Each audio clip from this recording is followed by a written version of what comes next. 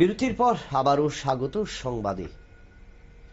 সোনাই নদী থেকে 10টি সোনার বিস্কুট উদ্ধার, বাজার মূল্য প্রায় 1,11,00,000 টাকা। সীমান্তের 10টি সোনার বিস্কুট উদ্ধারে গ্রেপ্তার 2 পাচারকারী, বাজার মূল্য প্রায় 1,11,00,000 টাকা। এবং কিভাবে এলো সেই বিষয়ে আমরা জানবো। আমাদের প্রতিনিধি রয়েছেন শান্তনু পান। শান্তনুবাবু, কি জানা যাচ্ছে এবং কোথা থেকে এবং কারা এই সোনার বিস্কুট পাচারের সাথে যুক্ত ছিল?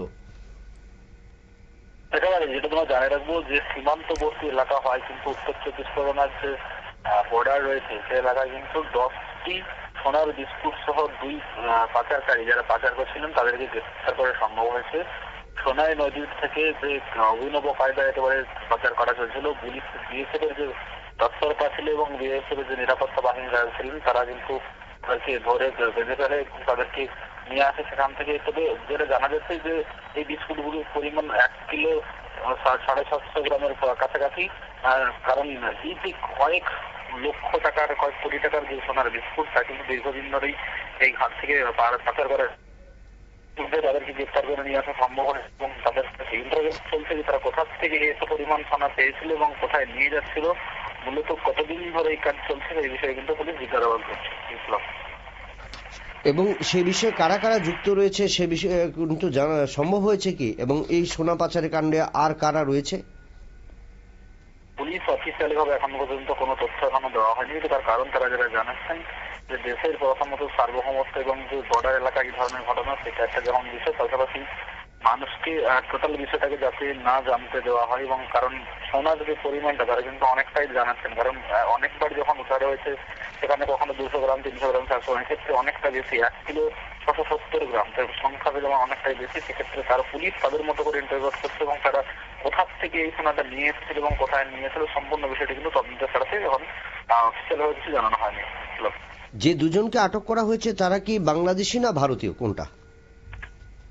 এখনো অফিসিয়াল ভাবে পুলিশ সেটা কিছু জানাচ্ছে না, কারণ তাদের নাম পরিচয় সম্পূর্ণ গোপন রাখা হয়েছে। তাদের যে তদন্ত রয়েছে সেই তদন্তের স্বার্থে কিন্তু পুলিশ এই বিষয়গুলিকে এখনো প্রকাশ করতে চাইছেন না। ধন্যবাদ শান্তনুবাবু।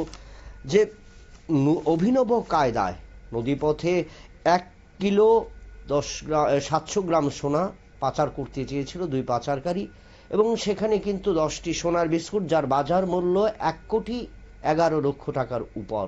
এবং অভিনব কায়দায় সেই সোনা পাচার করতে গিয়ে কিন্তু আটক হলো বিএসএফ এর হাতে। এবং সেখানে কারা যুক্ত রয়েছে, ভারত বাংলাদেশ সীমান্তে যে সোনা পাচার দীর্ঘদিন ধরে চলছে সেটা নতুন ঘটনা নয়। এবং তার মধ্য দিয়ে এই অভিনব কায়দায় কিন্তু এবার বিএসএফ এর হাতে ধরা পড়ল। উত্তর 24 পরগনার বসিরহাট জেলাতে কিন্তু এই ঘটনা সংঘটিত বা বিএসএফ এর হাতে আটক, এবং পুলিশ তাদেরকে জিজ্ঞাসাবাদ চালাচ্ছে এত এর পরিমাণ সোনা কোথায় কিভাবে যাচ্ছিল এবং এই অভিনব কায়দা কিভাবে তৈরি হয়েছে এবং এর সাথে কারা কারা যুক্ত রয়েছে।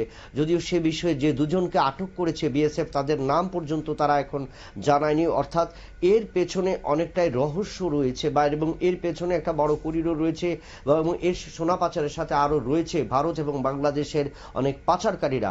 এবং বিএসএফ এর এই জিজ্ঞাসাবাদে আরো অনেক রাঘব বোয়ালের নাম কিন্তু উঠে আসবে, সেটা কিন্তু ধারণা করা যাচ্ছে। নিয়ে নিচ্ছে আবারও একটা বিজ্ঞাপন বিরতির, সঙ্গে থাকুন।